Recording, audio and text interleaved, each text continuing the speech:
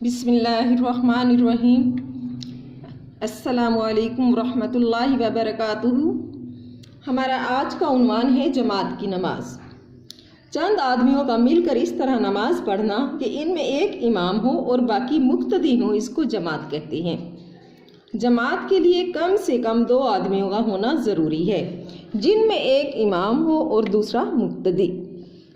نبی کریم صلی اللہ علیہ وآلہ وسلم کا پاک ارشاد ہے، 2 آدمیوں کی جماعت کی نماز، ایک امام ہو دوسرا مقتدی ہو، اللہ تعالیٰ کے نزدیک 4 آدمیوں کی علیحدہ علیحدہ پڑھی گئی نماز سے زیادہ پسندیدہ ہے۔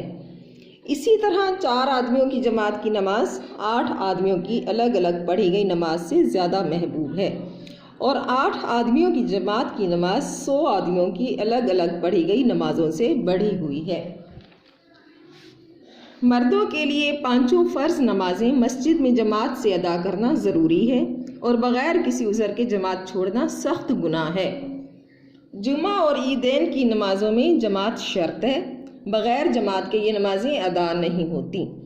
جماعت میں کھڑے ہونے کا طریقہ: اگر امام کے ساتھ ایک مقتدی ہو تو وہ امام کے دائیں طرف امام کے برابر تھوڑا سا پیچھے کھڑا ہو، اور اگر مقتدی 2 یا 2 سے زیادہ ہوں تو امام کے پیچھے صف بنا کر کھڑے ہوں۔ صفوں کی درستی: جماعت میں صفوں کا بالکل سیدھا ہونا انتہائی اہم اور ضروری ہے۔ صفوں کی درستی میں ان باتوں کا خیال رکھنا چاہیے: صف میں سب کی ایڑیاں ایک سیدھ میں ہوں، آگے پیچھے نہ ہوں، کندھے سب کے ملے ہوئے ہوں، درمیان میں جگہ خالی نہ ہو۔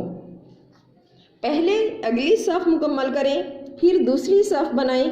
اگلی صف میں خالی جگہ کے ہوتے ہوئے پچھلی صف میں کھڑا ہونا منع ہے۔